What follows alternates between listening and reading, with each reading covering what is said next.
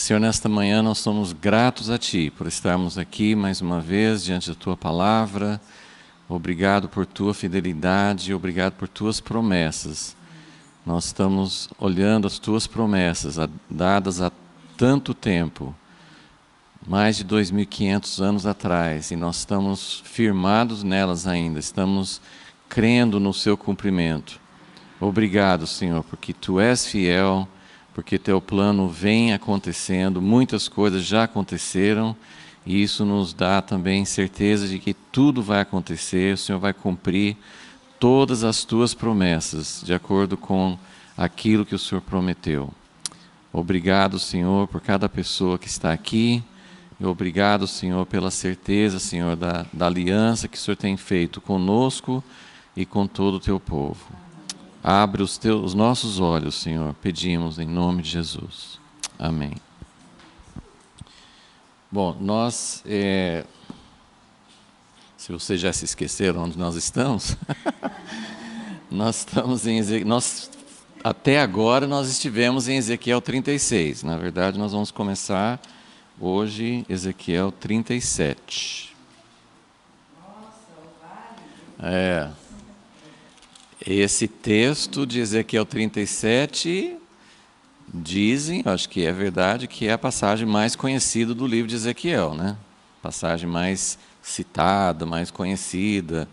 Todo mundo já ouviu pregações, todo mundo conhece, né, a visão de Ezequiel 37. Ezequiel, como nós sabemos, só dando um pouquinho, né, lembrando alguns detalhes, tanto assim de onde nós estamos nesse processo. Nós estamos desde capítulo 34, que nós temos visto, né, que desde o capítulo 34 que Ezequiel está falando, Deus está falando através de Ezequiel sobre restauração. Até Ezequiel 34 tem alguns textos espalhados pelo livro, como no capítulo 11 de Ezequiel, mas são muito poucos textos de restauração até chegar a esse ponto. Por que Deus começou a falar sobre restauração nesse ponto do capítulo, do livro de Ezequiel? Porque nesse ponto que a cidade de Jerusalém tinha sido realmente arrasada pelos babilônios, e o cativeiro, o processo que demorou várias etapas de cativeiro, várias etapas do que aconteceu com o juízo de Deus sobre Israel. Quando Jerusalém caiu, era como se, findou, esse é o ponto mesmo do juízo de Deus. Então, até aquele ponto, o povo também tinha umas esperanças. Deus não vai fazer uma coisa tão drástica. Deus não vai. Nós estamos no cativeiro, né? Ezequiel, o povo que estava com ele, já estava no cativeiro, mas eles tinham uma esperança de que o cativeiro não fosse tão completo, e principalmente que a cidade de Jerusalém, né, que representava toda a esperança deles, que não fosse destruída. Então, até esse capítulo, Ezequiel estava sempre falando, Deus estava falando, olha, não coloca a esperança de que Deus não vai cumprir o juízo, que Ele vai cumprir. Depois tem uns capítulos também sobre juízo, sobre outras nações. Então, no capítulo 34, ele começa a falar sobre restauração. Então, eu coloquei aqui vários aspectos, temos feito outras listas, mas esse aqui é uma lista de coisas que nós vemos nos capítulos sobre restauração. Começa com o retorno à terra, quer dizer, a partir do momento que Deus completou seu trabalho de juízo, não é que logo eles voltaram à terra, eles iam completar os 70 anos mesmo. Mas, a partir da queda de Jerusalém, Deus já começa a falar, olha, mas vocês estão no cativeiro, mas isso não é o final da história. O final da história não é Deus destruiu, Deus julgou e não vai mais, acabou Israel. Não, a partir desse ponto, antes Deus tinha falado com Jeremias, com outros profetas, não é a primeira vez que, mesmo Ezequiel, né, o capítulo 11, que não é tão conhecido, mas nós temos a promessa da nova aliança no capítulo 11 de Ezequiel. Mas, como eu falei, sim, são pouquíssimas vezes.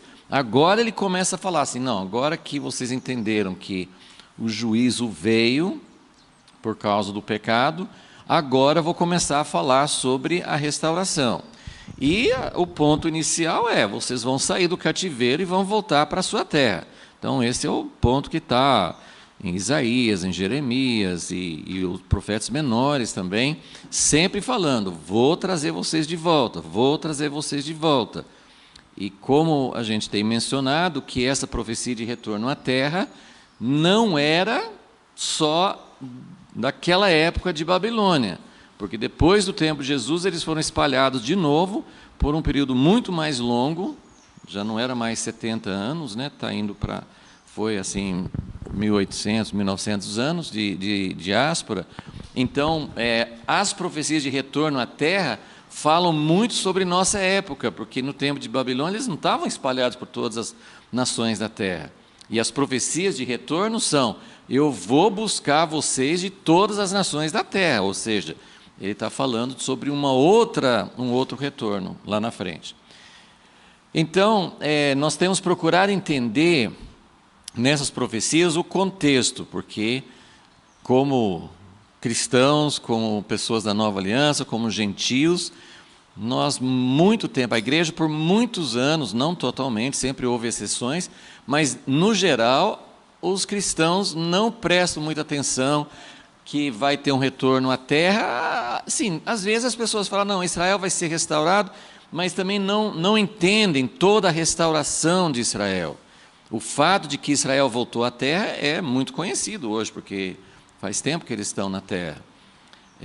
Mas a igreja tem tido o costume de ler Jeremias 31, Ezequiel 36 e outras passagens semelhantes, como é a nova aliança, aliança em Jesus, e não tem nada a ver com Israel, nada a ver com a restauração da nação, nada a ver com a terra prometida. Então, por isso que a gente está repetidas vezes nesse estudo, vendo como essas promessas de restauração, elas vieram dentro de um contexto do que Deus ia fazer para restaurar Israel. Então, primeiro, eles vão voltar à terra. Cuidado pastoral, foi o capítulo 34, né, de Ezequiel, né, o capítulo inteiro, falando sobre cuidado pastoral, Deus julgando os maus pastores, Deus falando que vai levantar novos pastores, e na verdade esse cuidado pastoral, por excelência, vai ser exercido por Deus. O próprio Deus vai cuidar do seu povo. Ele aquela ideia, assim, até a parábola de Jesus, né, que o homem tinha 100 ovelhas, 99 estavam tudo bem, mas uma se perdeu. Então ele vai atrás daquela uma, porque nenhuma... de 100 ovelhas eu perdi só uma. O que tem isso, né? Hoje tem, acho que muitos pastores que pensariam isso, né? Não tem problema, né? Todo mundo perde algumas. E é óbvio que ninguém é capaz de segurar todo mundo, né? Nós não sabemos exatamente como é a relação de cada pessoa com Deus. Mas a questão é que Deus tem cuidado por cada uma de suas ovelhas. E ele enfatiza isso muito no capítulo 34. No capítulo 36, ele tem todos esses elementos, que ele vai purificar com água. A água é a palavra. Deus fala assim que ele não só vai trazer de volta para a terra, mas ele vai também purificar o seu povo. E essa é a parte que a gente precisa enfatizar bastante, porque em relação a Israel, que temos visto grandes cumprimentos das profecias, muitas coisas que há 200, 300 anos, as pessoas achavam, assim, não conseguiam ver como que vai acontecer alguma restauração a Israel. Algumas pessoas têm feito pesquisas e encontraram pessoas em todas as épocas da igreja, pessoas que acreditavam nas profecias, mesmo sem ter nenhuma evidência. Mas a grande maioria dos estudiosos, dos líderes e do povo de Deus, durante o tempo que Israel estava disperso e quem estava mandando na terra de Israel eram os árabes, os islâmicos, os turcos, achavam que aquilo ali acabou, não tem mais história para Israel. Agora, tudo que Deus prometeu para Israel vai ser aplicado à igreja. Então, durante muito tempo, as pessoas não se preocupavam e não acreditavam. E eu gosto muito de enfatizar isso, porque tem muitas coisas, e esse é o nosso assunto de hoje, né, do Vale dos Ossos Secos, porque se tem alguma coisa que esse Vale dos Ossos Secos representa, é algo que não tem chance nenhuma. Não tem chance. A pessoa morreu, como Lázaro, ficou 4 dias morto. Para nós já é impossível. 4 horas, né? Porque a gente conhece histórias, nem são necessariamente milagres, podem ser, podem não ser, mas tem histórias de pessoas que morrem por 20 minutos, por 1 hora, assim, até de acordo com a medicina, se faltar oxigênio no cérebro, não tem como voltar de novo. Mas existem histórias de pessoas que morreram e contam que morreram e viram lá e voltaram. Mas 4 dias, não, 4 dias não tem essa de 4 dias. Mas, pelo menos quando Jesus ressuscitou Lázaro e todos os outros casos de ressurreição na Bíblia, né, nós temos no Velho Testamento, temos no Novo Testamento casos de ressurreição, nenhum caso foi de ossos. Todos os casos de ressurreição foram casos de um cadáver, pelo menos estava com o corpo intacto, né? Estava ali. É um baita de um milagre, é totalmente impossível. Mas Deus levou Ezequiel para ver um vale de ossos secos. Não era só ossos secos, né? Quer dizer, tinha passado muito tempo no sol, estavam esbranquecidos pelo sol. Então, assim, ele mostrou uma visão de algo totalmente impossível, para lá de impossível, né? Então, eu gosto de pensar no que hoje já é uma realidade e que algum tempo atrás era impossível. Como é que Israel iria voltar para sua terra? Hoje, assim, por mais que você leia histórias e conheça a história, mas já aconteceu. Já aconteceu, então parece que aquela sensação de impossível já passou. Não é impossível, porque aconteceu. Mas é só você voltar no tempo e pensar, antigamente era impossível Israel voltar para a terra. Então tem muitas coisas impossíveis para nós hoje, muitas coisas. Tanto sobre Israel quanto a igreja. Olha para a igreja hoje. Como que a igreja vai ser uma noiva bela, pura, unida? Como é que a igreja hoje vai se unir? Pensa nisso, né? Não tem possibilidade. Então, é muito bom a gente ver as coisas que Deus já fez, que eram coisas impossíveis, e isso gera em nós a esperança. Não, pode acontecer. E não só pode acontecer, mas pode acontecer rápido. Aí não sei quantas pessoas acompanharam, né? Quantas pessoas tinham idade na época, ou estavam vivos na época, né? Mas assim, né, no final do século XX nós tivemos a Guerra Fria, as grandes potências, está voltando a formar de novo, né? Mas tudo bem, naquela época tinha as grandes potências, que era os Estados Unidos e a União Soviética. Guerra Fria, todos os países comunistas, guerra no Vietnã que não resolveu nada, na Coreia não resolveu nada, vários levantes e tentativas de libertar os países da Europa Oriental, nada. Então, a gente olhava para o comunismo, ainda existe assim, um pouco daquele fantasma assim, do comunismo, mas hoje o comunismo, assim, mesmo a China, que é o grande país comunista, as coisas voltaram a ficar um pouco pior para a igreja lá nos últimos anos, mas assim, a China abrandou um pouco, né, é mais capitalista, pelo menos assim, os cristãos chineses, eu vou para esses encontros em Israel, tem bastante gente da China lá, então isso antigamente era totalmente impossível. Então, assim, o comunismo perdeu um pouquinho da sua, assim, nossa, o comunismo que é a grande força que vai lutar contra a igreja até o fim. Hoje é mais o islamismo, né, que a gente vê assim como uma ameaça mais forte. Mas naquele tempo, né, eu cresci, né, nos Estados Unidos assim, ouvindo Assim, todo cristão, assim, né, era esse medo, os comunistas vão nos pegar, os comunistas vão invadir os Estados Unidos. A gente ficava assim com aquele medo, era realmente assim uma coisa muito forte, porque eram potências nucleares e tudo mais, né? Por que eu estou falando sobre isso? Porque em 1989 caiu o governo comunista na União Soviética, e era uma coisa impensável. Tudo bem, você vai estudar na história, as coisas estavam trincando fazia algum tempo, mas para quem estava acompanhando aquela história naquele tempo, era impossível. Como que o comunismo vai cair? Então, não acabou o comunismo no mundo, não acabou essa ameaça, mas eu só estou contando isso para dizer que existem coisas que para nós são impossíveis. E, assim, né, aquela história de cair o muro entre Berlim, né, na cidade de Berlim, essas coisas eram impensáveis. Então, eu gosto muito de pensar em como Deus pode mudar o cenário mundial em pouco tempo. Então, isso é só para a gente...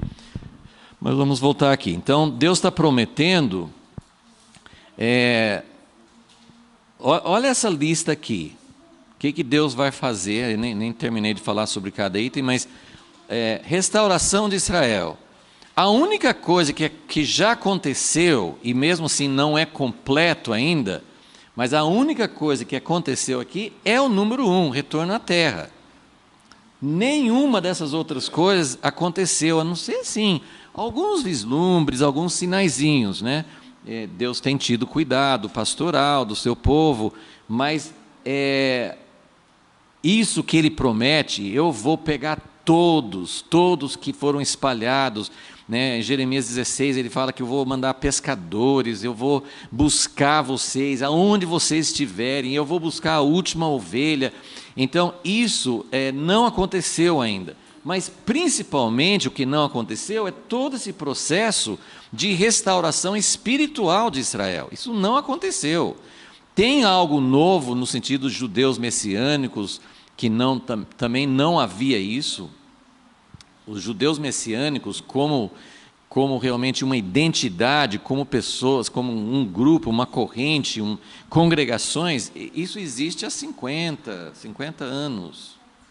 Antigamente, se algum judeu quisesse fazer parte, aceitasse o Messias e quisesse, alguns ficavam meio escondidos. Tem histórias de rabinos e outros que continuavam entre os judeus, criam no Messias, mas não se declaravam. Tem vários, assim, ou não se declaravam, sim, eles eram autênticos, mas assim, não vieram, não ficavam publicando a sua fé, né?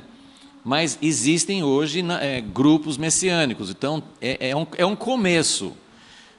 Mas Deus promete, eu vou trazer vocês de volta para a sua terra e vou purificar. Quem vai para Israel hoje sabe que o povo lá não está purificado, muito pelo contrário, né? É uma nação como qualquer outra nação, tem pecados, tem desvios, tem corrupção no governo, tem os problemas da humanidade, sim. É um país, assim, em termos de pessoas, eles não são menos pecadores, não são menos necessitados do que os outros. Ele promete que vai dar um novo coração. Às vezes você poderia até juntar o novo coração e ter o Espírito Santo dentro de nós. Em Ezequiel 36 ele fala, vou te dar um novo coração, vou colocar um novo espírito dentro de você, aí sim, um novo coração e o novo espírito humano, eu creio que é a mesma coisa, né? Porque o que é o novo coração? O novo coração não é o órgão físico, claro, né? O novo coração é um novo espírito, uma nova atitude, um novo desejo. Mas não é só um novo coração mais sensível, é também o Espírito de Deus habitando neles. Então, isso é diferente, né?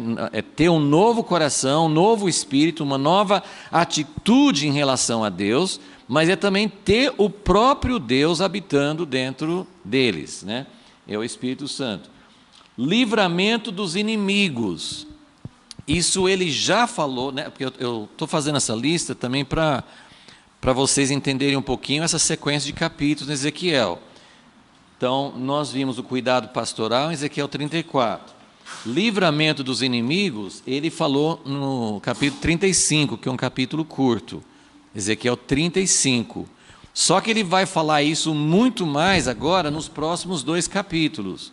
Nós estamos começando 37, mas 38 e 39, ele vai falar muito sobre os inimigos que vêm contra Israel. Então, esse livramento dos inimigos, por que esse livramento dos inimigos é importante? Porque como que Israel vai habitar na sua terra e vai servir a Deus e todas as coisas que têm relação com isso, se tem os inimigos em volta de Israel tentando apagar a nação ou tentando contaminar a nação, né, que é o que sempre eles tinham antes, né? O inimigo, ele pode ser um inimigo que quer fazer guerra e sujeitar o povo, ou o inimigo também é aquele que entra de uma forma mais sutil, enganando as pessoas e induzindo as pessoas a servir outros deuses. Isso também é um papel dos inimigos.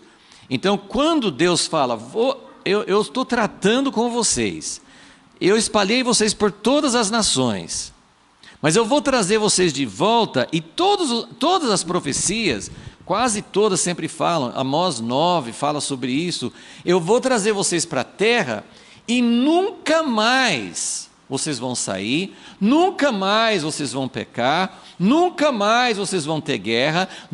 Assim, pensa em todas as profecias que tem, Isaías 2, né? Vocês nem vão precisar mais de armas de guerra, vocês vão pegar suas espadas, todos os armamentos de guerra, as lanças, as espadas, né? Hoje seria pegar os tanques, os aviões de guerra, assim, todos os instrumentos de guerra, e vocês vão transformar isso em instrumentos agrícolas. Vocês não vão precisar mais de instrumento de guerra, não vai ter mais guerra.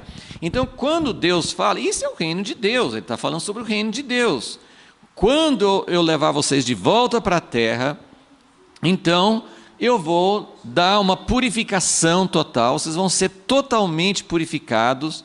Não vai ser parcial, não vai ser alguns de vocês, vai ser uma purificação total. Vou dar um novo coração, eu vou colocar meu espírito dentro de vocês, e vocês vão habitar em paz. Vocês vão ficar tranquilos, vocês nunca mais vão ter medo de nada, né? Claro que isso não está acontecendo hoje, né? Assim, as ameaças de guerra estão por todos os lados, realmente todos os lados, né?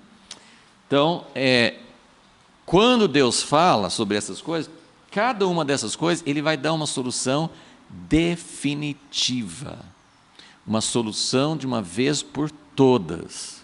Então, Ele não vai ser uma nova aliança vamos ver quantos que vão seguir, vamos ver se vai dar certo. Não, eu vou dar uma nova aliança e vai resolver o problema de vocês para sempre. Vocês vão ter um outro coração, vocês vão ter o meu espírito dentro de vocês, vocês nunca mais vão querer, vocês vão odiar o pecado e odiar vocês pelo que vocês fizeram, vocês vão ter nojo. Então ele fala sobre todas essas coisas para mostrar a solução definitiva, e dos inimigos também. Então a próxima etapa nossa é Ezequiel 38, 39, não tenho nenhuma presunção de achar que eu sei interpretar esses capítulos, são entre os capítulos escatológicos bem, assim, tem opiniões muito diversas, né, sobre isso, mas assim, a ideia é a gente só dar uma olhada assim, nas promessas de Deus. Então, o que já dando uma ideia já para vocês, o que nós vamos ver em Ezequiel 38 e 39? Que vai ter uma guerra. Eu não sei quantos estudam a história, eu vou falar uma frase que é uma frase que usaram numa guerra anterior. Vai ter uma guerra contra Israel no fim, e tudo é depois que eles voltam à terra. Então, vai ter uma guerra em Israel, que vai ser a guerra que vai terminar todas as guerras. Você sabe que isso foi uma frase que foi usada assim no século passado? Depois da Primeira Guerra Mundial, o presidente dos Estados Unidos falou assim: essa é uma guerra que vai terminar todas as guerras. Coitado, né? Século XX cheio de guerras, né? Então, a guerra que vai terminar todas as guerras, não foi a Primeira Guerra Mundial, não foi a Segunda Guerra Mundial, mas vai ter uma guerra que Deus está falando assim, vou deixar Gog ajuntar todas as nações contra vocês, eu vou permitir isso, porque agora vai ter uma derrota definitiva e nunca mais vai ter alguém que vai se levantar contra vocês. Então, por isso esse ponto aqui é importante, né? Livramento dos inimigos. E aí ele fala sobre, né, vários lugares fala sobre o reinado de Davi, claro que não é Davi reencarnado, né? Não é Davi pessoalmente, mas é o filho de Davi, a pessoa que é o verdadeiro Davi, que é Jesus. Então vai ter um reinado. Tem várias coisas embutidas nesses tópicos. Por exemplo, se você... livramento dos inimigos, então foi Ezequiel 35 e depois 38 e 39. Né? Só para vocês entenderem como que esses capítulos do final de Ezequiel estão tratando de todas essas coisas aqui. Né? Eu já pulei aqui, né? Mas o capítulo que nós vamos estudar agora, se eu conseguir passar da introdução, né?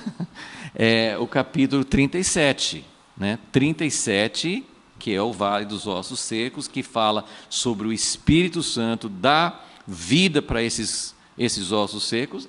Né? Então, esse é o capítulo que ele aumenta. No capítulo 36, ele falou sobre todos esses itens. Ele fala sobre praticamente todos esses itens. Eu acho que ele não menciona Davi no capítulo 36, mas ele fala sobre todos esses itens, ele vai falando.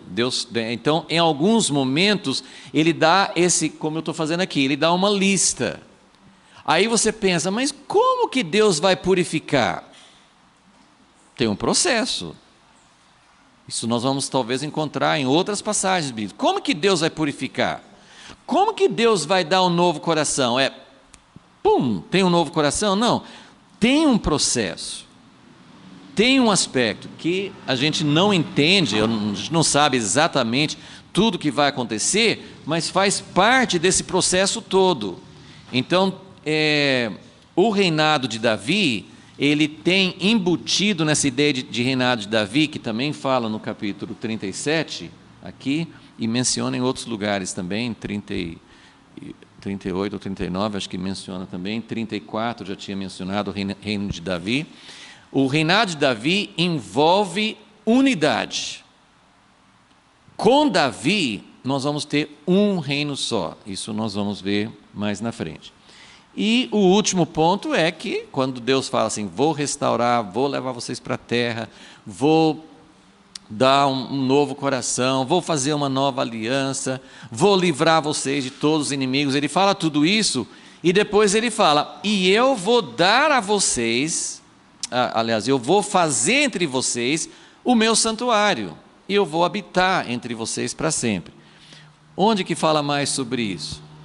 No final de Ezequiel, 9 capítulos, Ezequiel 40 até 48, os 9 últimos capítulos de Ezequiel, todos estão falando sobre o novo templo, o lugar da habitação de Deus. Então, só para esse aqui ajuda a gente a entender que cada capítulo, às vezes, está desenvolvendo uma parte desse tema. Outros capítulos, como 36, ele fala sobre quase todos, mas cada aspecto ele vai ampliando em outras partes. Então, vamos lá. Vamos iniciar a leitura do capítulo 37. Eu vou ler a parte da visão, e lembrando que Ezequiel, ele teve várias coisas, Deus falava com ele, num certo sentido, a visão era uma das formas que Deus falava muito com Ezequiel. Mas se você for olhar assim, quando falava assim de uma visão, de uma coisa assim mais específica, foram 4 visões no livro de Ezequiel. O capítulo 1, que é aquela visão que começa o livro, né, que ele viu os querubins e depois ele viu o trono de Deus. Então essa foi uma grande visão. Depois, às vezes, essa visão se repetia né, no capítulo 10, por exemplo, mas ele teve assim, uma grande visão, essa primeira, a visão do trono de Deus, da presença de Deus, e dos querubins, e das rodas e tudo mais. A segunda visão que Deus deu para Ezequiel foi no capítulo 8, acho que começa no capítulo 8 e vai até o capítulo 11, quando Ezequiel foi levado pelo Espírito para Jerusalém. Ele não estava mais em Jerusalém, estava em Babilônia. E nessa segunda visão, Deus o transportou no Espírito para Jerusalém, e lá em Jerusalém, Deus mostrou para ele o templo e mostrou as abominações. Lembra? Ele viu uma abominação, e Deus falou assim, você não viu tudo, tem mais. Aí ele ia para outra parte, não, mas isso aqui não é tudo, tem coisa pior. Então ele foi vendo, e no final dessa segunda visão, né, dessa visão sobre o que estava acontecendo lá em Jerusalém, Deus mostrou para ele a glória de Deus saindo do templo. E realmente nessa época não tinha sido destruído o templo ainda, né? Estava lá. Então ele viu a glória de Deus, que nunca tinha abandonado. É interessante isso, né? Que a glória de Deus veio com Salomão, né? Quando Salomão inaugurou o templo, a glória de Deus veio. E apesar de muitas épocas na história, o povo não ter servido a Deus, deixaram até a casa de Deus em abandono, mas a glória de Deus nunca tinha saído por completo. E agora a glória de Deus saiu. Então essa foi a segunda visão. E é interessante, Deus pode nos mostrar em visão a glória de Deus, a presença de Deus, o trono de Deus, e Deus pode nos mostrar em visão a imundícia, né? A sujeira, o pecado, né? Então nós temos esses dois aspectos que vêm na visão. Então essa foi a segunda. Essa agora do capítulo 37 é a terceira. Porque ele fala claramente que Deus o transportou no Espírito para esse vale de ossos secos. Então essa foi a terceira, e a quarta é aquela visão final do templo, né? Ele fica durante 9 capítulos descrevendo o que ele viu. Já não era uma coisa que existia ainda. Esse templo de Ezequiel nunca existiu naquela, como ele viu. Então, são 4 visões grandes, significativos, que tem no livro de Ezequiel. Então, vamos lá, versículo 1, Ezequiel 37. Veio sobre mim a mão do Senhor, e ele me levou no espírito do Senhor, me pôs no meio de um vale que estava cheio de ossos. A gente não tem certeza, mas é possível, sim, Jerusalém fica em cima de um morro, né? Não é uma montanha assim, muito alta, mas fica numa altura.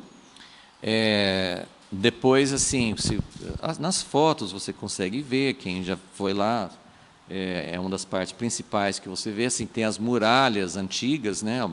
Algumas muralhas antigas de Jerusalém, tem o que eles chamam de Monte do Templo, né? Aquele domo, né? Não é bem uma mesquita, né? Mas o domo da rocha, né? Que é aquele domo dourado, né? Quase todas as fotos de Jerusalém você vê aquele domo lá, que fica bem no local, provavelmente onde era o templo de Salomão, que não tem mais. Então, você olhando assim de longe, tem esse templo, tem esse domo, e tem esse monte, tem as muralhas e tal, tem a cidade de Jerusalém que vai para lá, e tem assim um morro, tem um vale, que desce de lá, tem um vale. E depois desse vale, você sobe do outro lado e vai para o Jardim do Getsêmani e o Monte das Oliveiras. Então, onde é o Monte das Oliveiras, é um lugar muito bom, as pessoas vão para lá para ter uma vista, né, de onde era o templo e tudo. Então, você vê a cidade em cima de um morro, mas você vê entre o Monte das Oliveiras e a cidade e o Monte do Templo, tem um vale. Esse vale é o vale, tem vários nomes, né? O Vale dos Filhos de Inom, também chamado de Geena, Vale de Sidrom, tem vários nomes, né? Porque seria um leito antigamente de um rio. Hoje não tem rio lá, mas tem um vale.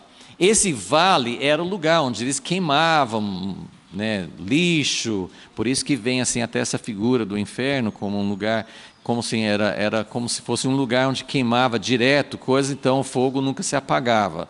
Então era essa ideia assim, e era um lugar de onde eles também sepultavam. Inclusive até hoje, hoje tem um cemitério, né? Quando você está no Monte das Oliveiras, na descida do Monte das Oliveiras tem um cemitério de judeus que eles também tinham, né? Mesmo judeu ortodoxo, ele tinha a ideia de que o Messias viria e que o Messias ressuscitaria os mortos. E eles queriam, muitos judeus quiseram ser sepultados ali porque ficava mais pertinho, né? Quando Jesus ressuscitasse, já ficava assim no jeito, assim, ressuscita e já vai para o templo, né? Assim, é bem pertinho, nessa mesma vista de onde você vê subindo do outro lado. Assim, então, mas é um lugar onde eles, antigamente, antes de ter esse cemitério, assim, ou eles sepultavam, ou muitas vezes assim, as pessoas que não eram sepultadas, ficavam ali os cadáveres ou para apodrecer ou para ser sepultadas. Assim, era um lugar horrível, né? Era um lugar terrível. Então ele levou para um vale. Se era esse vale ou não, ele não fala, mas pode ser. Então ele me levou no Espírito do Senhor, me pôs no meio de um vale que estava cheio de ossos. Ele me fez, olha assim, Deus não foi assim, uma visão de helicóptero, né? Ele me fez descer lá e andar no meio daqueles ossos. Tem uma tradução, NVI, não sei se alguém tem aí, que fala assim, que ele me fez andar para cá e para lá, no meio dos ossos, né? Assim, ele me fez andar, que a minha fala assim, me fez andar ao redor deles. Assim, ele por entre os ossos, isso. Então, é exatamente isso. Então, ele viu que tinha muitos ossos e nessa visão, ele assim, não era uma visão de uma pessoa que estava dormindo, ele estava realmente fazendo as coisas, né? Eu vi que eram muito numerosos sobre a face do vale, estavam sequíssimos. E ele me perguntou, esse aqui é muito joia, né? Ver os diálogos de Deus com o homem, né? Ele me perguntou, filho do homem, poderão viver esses ossos? Ezequiel não sabia o que responder, né? Eu falo sim, ou eu falo não? Sim, Deus pode fazer qualquer coisa, mas não sei. Não sei se é uma pergunta, né, para me pegar numa armadilha. Então ele respondeu Zacarias, né, várias visões de Zacarias. Deus pergunta para ele, o anjo pergunta para ele. E o que você acha disso? Senhor, o senhor sabe. Eu não vou me arriscar, né? Esses ossos poderão viver? Eu disse, Senhor Deus, só o Senhor sabe, só tu sabes. Então ele me disse, olha só, profetiza. Então, Deus, só o Senhor sabe. E Deus falou assim, profetiza você. Profetiza para esses ossos. Então Deus estava colocando a responsabilidade sobre ele. Profetiza sobre esses ossos e diz-lhes, ossos secos. Ainda bem que era numa visão, né? Porque era uma posição ridícula, né? Ele ficar no meio, se tivesse gente olhando, ele falando para os ossos, né? Ossos secos, escute a palavra de Deus. O que escute a palavra de Deus? São ossos. Profetiza sobre esses ossos e dizes, ossos secos, ouvi a palavra do Senhor. Assim diz o Senhor Deus a estes ossos, farei entrar em vós. Agora aqui, se tem diferença de tradução, é porque é a mesma palavra. Tem 3 palavras que nós temos diferenciação em português e nos outros idiomas também, e que todos são ruach, que é fôlego, vento e espírito. Então, se sua tradução fala espírito, está certo, se fala fôlego, está certo, né? Provavelmente nessa parte não vai falar vento. Mas assim, quando ele fala assim, profetiza para o vento, é a mesma palavra. Tá? Então, é tudo a mesma palavra, que é, o que é ruach? É ar em movimento. Não é só ar, mas é ar em movimento, isso que era uma figura, né, do Espírito. Então, ele fala, farei entrar em vós o Espírito e vivereis. Porei nervos sobre vós, farei crescer carne sobre vós estenderei pele, porei em vós o Espírito e vivereis. Então é interessante que ele fala sobre o Espírito 2 vezes. Escuta aqui, ossos. Eu vou fazer entrar o Espírito, o fôlego, porque se não entrar o Espírito, como é que o osso vai acontecer alguma coisa? Porque, na verdade, quando ele profetiza, os ossos começam a se movimentar. Como é que eles se movimentaram se não tinha Espírito? Então, ele fala no início, mas ele fala no fim, porque vai acontecer isso na prática. Então, profetizei como se me deu ordem. Enquanto eu profetizava, houve um ruído. Esse ruído é uma palavra forte, é um trovão, é uma coisa assim muito, muito forte, não é um ruidinho, não. Houve um ruído, um estrondo, um barulho, e os ossos se ajuntaram, cada osso ao seu osso. Isso aí, muitas pessoas têm falado sobre isso, é muito interessante que cada osso no corpo de Cristo precisa achar o seu lugar de encaixe. Então, é muito interessante que o primeiro passo é encontrar o seu lugar. Como é importante saber onde Deus nos colocou. Não é preferência nossa, por isso tem que ter muita sensibilidade. Às vezes nós estamos numa igreja, ou num lugar, ou relacionado com pessoas específicas e Deus não é o lugar certo. Deus pode nos tirar daquele lugar, mas, por outro lado, se você sair do lugar que Deus tinha para você, você também vai ter problemas, porque Deus tem um lugar. 1 Coríntios 12 fala assim, Deus colocou os membros no corpo como Ele quis. Então, não é como a gente quer. Então, quando nós temos essas situações, né, em que a gente pensa, eu preciso sair, eu preciso ir para outro lugar, tem que ter muito cuidado, porque eu na minha vida, eu espero Deus me empurrar. Se não é para estar num lugar, Deus vai me empurrar, porque se eu tomar iniciativa por mim, eu posso fazer uma coisa errada. Então, cada osso tem que achar o seu osso. Isso não é só uma coisa coletiva, eu quero estar numa comunidade onde eu me sinto bem. Não, o lugar onde Deus tem para mim, talvez eu não vou me sentir tão bem. A regra não é assim, eu preciso ir para um lugar onde eu me sinta bem. Não, eu preciso estar no lugar que Deus me colocou. Agora, esse lugar que Deus me colocou não é só em relação à coletividade. Aqui tem uma igreja, meu lugar é aqui. É cada osso ao seu osso. Então, isso fala assim de junta. O nosso corpo é feito, né, o esqueleto, cada osso tem um encaixe perfeito e tem um lugar, e é como um quebra-cabeça, só cabe você ali. Não tem eu posso ir para qualquer lugar e me encaixar. Não é assim. Deus tem um lugar específico, então a gente precisa achar aquele lugar. Então, esse foi o primeiro passo, né, que aconteceu. E aí depois, versículo 8, olhei e vieram nervos sobre eles, cresceu a carne, estendeu-se a pele sobre eles, mas não havia neles espírito. Então isso aqui é muito interessante, porque como na profecia, ele falou sobre espírito no início e falou sobre espírito no fim. Volta lá para o versículo 5, farei entrar em vós o espírito e vivereis.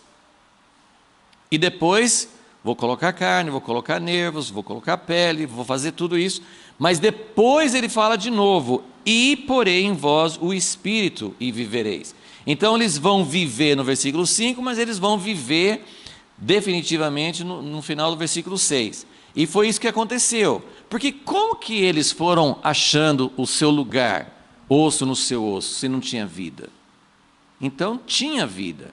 E isso, eu já mostrei, nem vou procurar aqui, mas já mostrei que as profecias aqui em Ezequiel, todas as profecias do Antigo Testamento, têm duas aplicações. Lembram disso? Faz uma aula ou duas atrás, que eu falei assim, as profecias, elas têm uma aplicação literal para Israel, mas tem uma aplicação para nós, como igreja.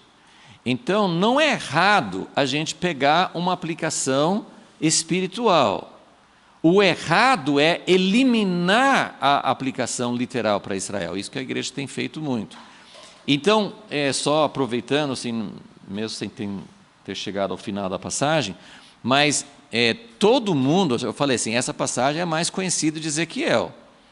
Se você já ouviu pregação, eu duvido, pode até acontecer, mas eu duvido que você tenha ouvido essa passagem sendo explicada como sendo uma profecia para Israel. A igreja aplica esse texto para a igreja. Então, isso, né, a maioria das pessoas faz uma aplicação da renovação do Espírito Santo, que veio sobre a igreja no século XX. Né? Então, o que aconteceu? Né? Deus derramou, isso é uma aplicação correta. A única coisa errada com essa aplicação é você achar, não, essa visão só tem a ver conosco como igreja. Não, não tem.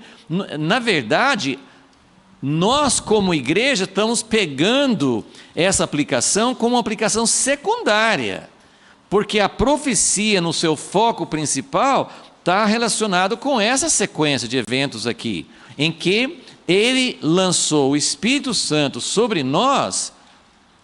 Ele promete o Espírito Santo para a nação de Israel. Agora, nós podemos, existe uma aplicação para nós.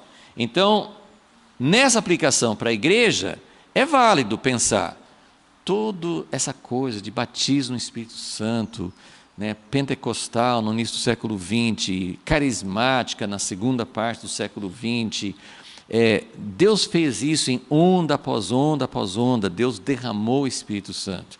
Hoje está havendo um evento em Barueri, tem acho que tem umas 40 mil pessoas da renovação católica carismática.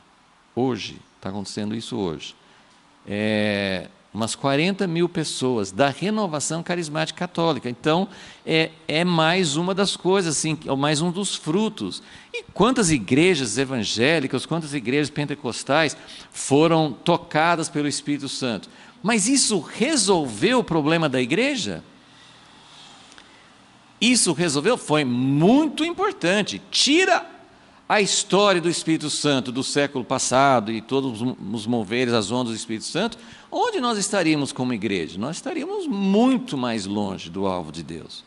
Então, esse derramamento do Espírito Santo sobre igrejas, todo tipo de igreja, e o que ele fez, e fez muito barulho, né? Esse barulho dos ossos procurando os ossos, né? Teve muitos estrondos, muito barulho, muitas divisões, né? As igrejas tradicionais, né? Praticamente todas as igrejas tradicionais, presbiteriana, metodista, luterana, batista, todas as igrejas tradicionais sofreram divisões, porque eles não conseguiam aceitar o batismo do Espírito Santo. Então, houve erros de ambas as partes, né? Mas não conseguiram. A Igreja Católica tem uma outra história, né? Eles formaram uma ala dentro da Igreja Católica, mas não saíram da Igreja Católica. Claro que muita gente saiu da Igreja Católica, mas o movimento como todo ficou dentro. Mas o que eu quero dizer é que esse mover do Espírito Santo causou muito barulho, muita gente procurando os seus ossos, mas infelizmente acho que muita gente não achou o osso certo, né? Muita coisa assim, porque as divisões continuam. Mas o que eu quero mostrar é que depois de reviver, o Espírito Santo não trouxe vida nova para a igreja, o Espírito Santo não mudou esse cenário de vale de ossos secos, mas ainda, quando ele viu tudo acontecer, no final do versículo 8, ele fala, estendeu-se a pele sobre eles, mas não havia neles espírito. Mas como não havia neles espírito? Eles se movimentaram, eles se juntaram e tanta coisa aconteceu, não havia neles espírito, porque tem uma outra visitação do Espírito que nos torna vivos como um exército. Isso não aconteceu no movimento pentecostal, carismático, isso não aconteceu. Então, e isso é também uma figura do que está acontecendo em Israel. Porque os ossos secos que começaram a fazer barulho e começaram a se movimentar são os judeus que saíram de todos os países e foram de volta para a terra prometida. Então são ossos que estão se mexendo e procurando seu lugar, mas não acharam também. Porque eles não acharam ainda a verdadeira vida. Então assim nós temos essas duas coisas paralelas. A igreja teve um mover fantástico pelo mover do Espírito Santo, mas na verdade as divisões continuam, a carnalidade continua, a falta de entendimento do plano de Deus continua, e é o que aconteceu com os judeus que voltaram para Israel. Eles voltaram para Israel, muitos deles reconhecem que foi algo de Deus, muitos judeus israelenses entendem isso, mas eles não voltaram, não houve purificação, não houve novo coração, eles não se tornaram um país, uma nação pronto para ser governado pelo rei, pelo Messias Davi. Então, é isso que ele está falando aqui. Não havia neles espírito. Então, eles eram um grande exército, mas todos os corpos formados, um grande milagre tinha acontecido, mas faltava uma segunda etapa do milagre. Então, a gente precisa realmente entender isso, né? E aí, versículo 9. Então, ele me disse, profetiza ao Espírito. Agora, presta atenção. Primeira vez ele profetizou para quem? Para os ossos. E isso parece uma coisa inútil, né? Você vai profetizar para osso? É mais ou menos o que significa pregar, né? O que a gente faz bastante, né? Porque, inclusive para nós mesmos, né? Eu não estou falando que quem prega está cheio de vida, nem sempre, né? Às vezes nós estamos tão necessitados quanto as pessoas que estão nos ouvindo. Mas, né, ele falou com Ezequiel. Ezequiel era um osso seco. Ele estava ouvindo de Deus, mas ele fazia parte desse mesmo cenário. Então, ele era um osso seco também, mas ele profetizou para os ossos. Escutem a palavra de Deus. Eu vou colocar, é a promessa de Deus, de que vai realmente acontecer algo tremendo, e aconteceu. Apesar de você profetizar para ossos que não sabem, que o osso sabe se levantar, ele não tem condição, mas a palavra traz vida, então ele profetizou para os ossos. Agora, o que é profetizar para o Espírito? É falar com o Espírito de Deus, e é oração. Então, um é falar para as pessoas e o outro é falar para Deus. Então, nós temos esses, hoje, né, nossa geração, uma parte, podemos dizer que até já vem acontecendo, mas a voz de Deus, né, a palavra de Deus tem vindo tanto para judeus naturais quanto para a igreja, tem acontecido, porém, falta algo importante, porque muitos reviveram, muitos assim, formaram comunidades, formaram igrejas, tiveram assim um novo impulso de vida, mas essas congregações, eu estou incluindo todas, tem umas que são mais, têm mais entendimento, estão mais próximos à visão de Deus, mas nenhuma está onde Deus quer. Então Deus está falando assim, eles voltaram a viver, mas não tem um espírito, porque o Espírito de Deus que vai entrar, porque o resultado final é um grande exército. O exército não é cada um fazendo sua coisa. Um grande exército que vai formar no fim é toda a igreja e Israel também formando um exército. Um exército segue as ordens do general, está pronto para Davi reinar, está pronto para seguir as ordens do rei. Então, ele fala, versículo 9, profetiza e dize ao Espírito, ou ao vento, né?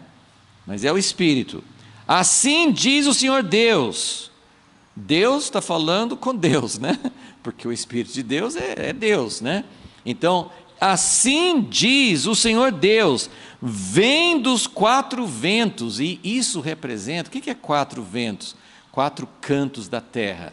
Significa uma coisa completa, aquilo que vem da contribuição. Gente, tem coisas maravilhosas que vêm de todas as partes do corpo de Cristo, a igreja na China, a igreja na Europa, a igreja na África, a igreja na América do Sul, a igreja na América do Norte, dos quatro cantos da terra.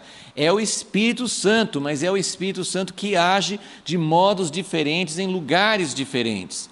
Vem da igreja perseguida, vem da igreja quase morta na Europa, vem da igreja pentecostal, vem da igreja, vem dos quatro ventos, vem Espírito Santo, e assopra sobre esses mortos. Eles ajuntou os ossos, parece que aconteceu alguma coisa, mas eles estão mortos ainda. E é isso que eu comecei falando, gente. Olhe para a igreja. Tem alguma chance da igreja ser a igreja que Deus quer? Naturalmente falando, não tem nenhuma chance. Qual testemunho que nós temos dado no Brasil, nos Estados Unidos, na Europa? Assim, o que nós estamos fazendo? Que tipo de voz profética? Que tipo de testemunho de Deus? Que tipo de unidade?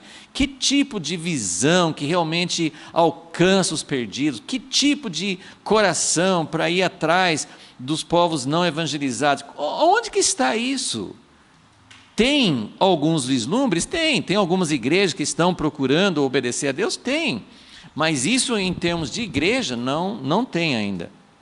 Então, ele fala para soprar sobre esses mortos, e isso me dá esperança, gente, porque se chega esse momento, e esse momento também depende da gente ter coração para entender, porque é milagre de Deus, mas ele chamou Ezequiel para profetizar.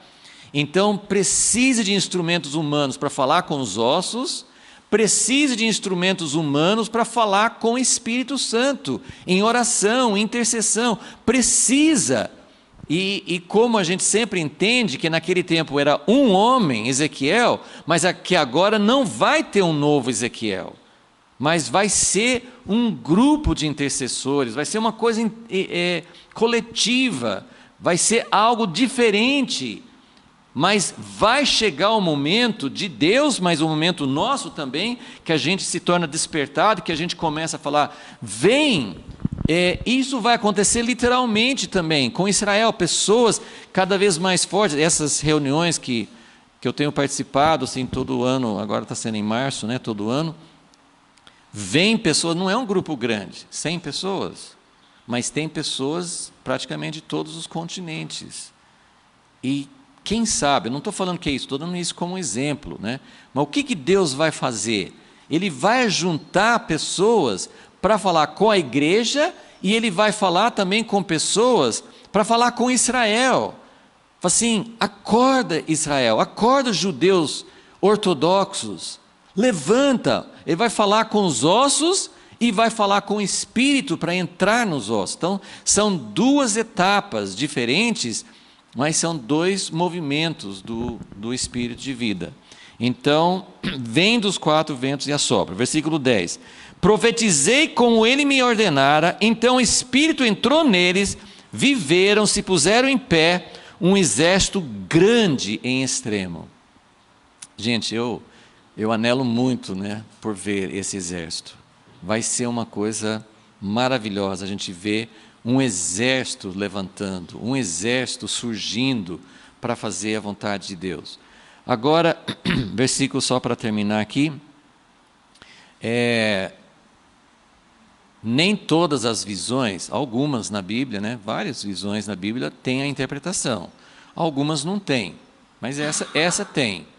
Então, mais uma vez, assim, é errado aplicar essa visão para a igreja? Eu não acho errado, mas não é o sentido principal.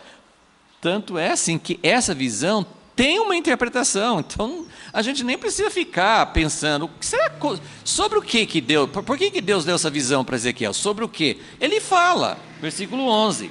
Então, Deus me disse, filho do homem, esses ossos, é um tempo no futuro que vai ter um monte de gentio. Não falou nada sobre isso. Tudo bem que essa questão dos gentios era um segredo, era um mistério. Então, a gente faz parte. Mas Ezequiel não via isso naquela época, ele não entendia que os gentios iam entrar também. Mas o sentido prático, mais direto, era isso que ele deu.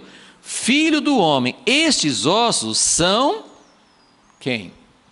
Não é só Israel, é toda a casa de Israel. Ou seja, Deus tem um plano para restaurar todo Israel, não é uma parte só. Sempre lembrando, essas coisas, tem muitas coisas que a gente não sabe exatamente como vão acontecer. Mas se você olhar lá em Apocalipse 21, principalmente no final de Apocalipse 21, e tem profecias assim nos profetas também, que Deus fala sobre todas as nações. Tem muitas profecias que falam sobre todas as nações. São profecias que falam, né, ou do milênio, né? Mas Deus fala de todas as nações. Deus não vai chegar assim no final e eliminar, não tem mais brasileiro, chinês, africano, não, vai ter as nações. Porque Deus investiu nisso, Ele criou diferenças, Ele deu coisas especiais para cada povo. Então, Deus tem uma visão lá na frente para manter a identidade das nações, mas todas as nações fazendo parte do reino de Deus. O reino de Deus inclui nações, mas a primeira nação que ele vai alcançar como nação é a nação de Israel. Israel, assim como no Antigo Testamento, né, era o primeiro povo que Deus formou, eles são as primícias, eles são o primogênito. Então, a primeira nação que a Bíblia fala que eles vão olhar, Zacarias 12, para aquele que eles traspassaram, eles vão chorar como aquele que perde um filho unigênito, eles vão realmente, vem um dia em que vai ter um avivamento, uma restauração nacional, e eles vão ser a primeira nação, mas as outras nações vêm depois, né? Depois que Jesus voltar, mas vem depois, né? Então, toda a casa de Israel, eles dizem, os nossos ossos se secaram. O que Deus precisava fazer? Até esse ponto, até quando Jerusalém caiu, o povo, mesmo no cativeiro, ficava falando assim, não, mas não acabou a esperança, a nossa nação, Deus não vai nos abandonar. E Deus quis dizer que o juízo dele precisa acontecer. E isso precisa acontecer na nossa vida individual, isso precisa acontecer na igreja, quando nós entendemos que Deus age. Eu não sei como isso vai acontecer, mas Deus age de uma forma, né? Eu costumo sempre voltar para aquele livro, né, A Patrola de Deus, porque aquela ideia assim, de um trator entrando e derrubando tudo. Por que tinha esse vale de ossos secos? Por que tinha esse vale de ossos secos? Porque Deus havia julgado a nação de Israel. Se você voltar, não vai dar tempo de ler, mas se você quiser olhar Ezequiel 6, no início do capítulo 6 de Ezequiel, ele fala sobre como ele vai julgar Israel e os corpos vão ser jogados ali, não vão ser sepultados. Então ele fala assim, de onde que vieram esses ossos secos? Vieram do juízo de Deus, por causa do pecado. Como é que Deus vai purificar? Essas coisas que Deus promete, não vão acontecer necessariamente. Alguns podem acontecer muito rápido, mas tem processos de purificação, tem processos. Como é que Deus vai dar um novo coração? Uma das coisas principais é que nós precisamos ficar muito decepcionados com o nosso velho coração. Então a gente precisa realmente entender o arrependimento que vem antes da vida em Jesus, né? Então, Israel, ele está falando de restauração porque Israel chegou no ponto. Israel está dizendo, nossos ossos se secaram, pereceu a nossa esperança, nós estamos cortados. Então, esse é o ponto onde Deus pode entrar com vida. A gente não sabe exatamente, eu vou só aproveitar, né? A gente vai ver isso mais na frente, mas lembra que eu falei assim, Ezequiel 38, 39 vai falar sobre um livramento definitivo. Israel, como nação moderna, sem falar dos tempos bíblicos, quantas vezes Israel esteve num ponto onde não tinha esperança humana? Diante do Mar Vermelho, diante de Josafá, diante daquele exército. Muitas vezes Israel esteve num ponto onde eles não tinham chance nenhuma, e Deus trouxe livramento. Então, Israel, como nação moderna, só rapidinho, Israel foi declarado nação em maio de 1948. No dia seguinte, nem foi no mês seguinte, no dia seguinte as nações árabes declararam guerra contra Israel. Em 1967, juntaram vários países contra Israel.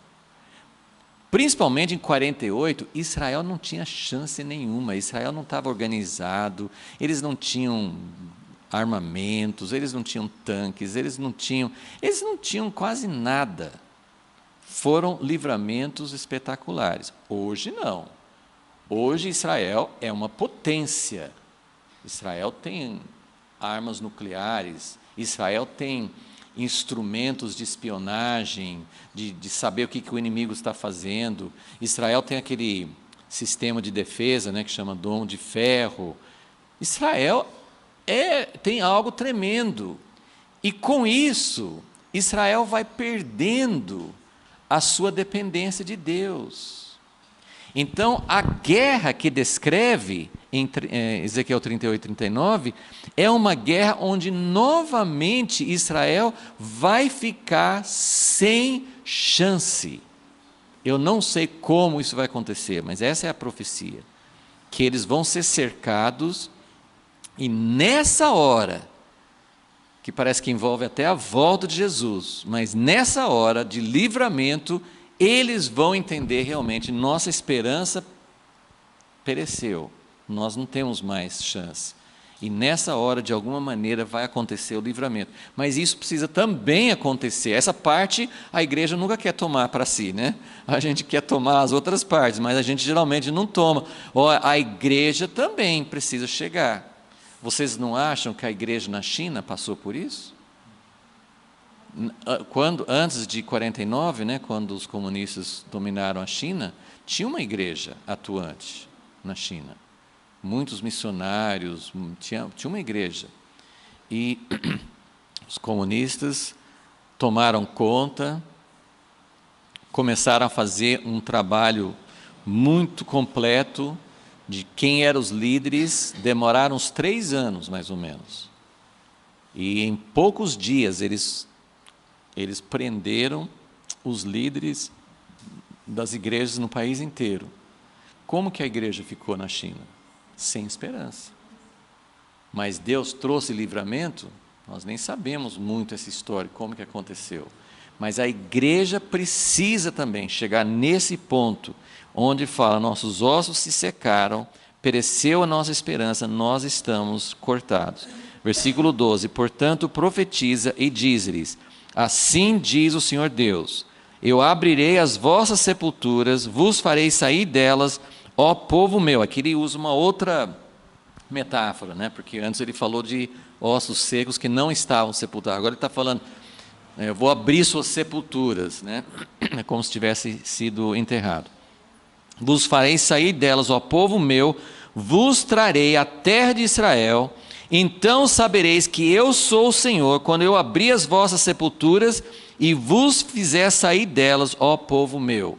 Então nós precisamos entender que nós estamos em sepulturas de divisão, de entendimento errado, de falta de poder, e aí ele fala, versículo 14, porém em vós o meu espírito e vivereis, vos porei na vossa terra, então sabereis que eu, o Senhor, disse isto e o fiz, diz o Senhor.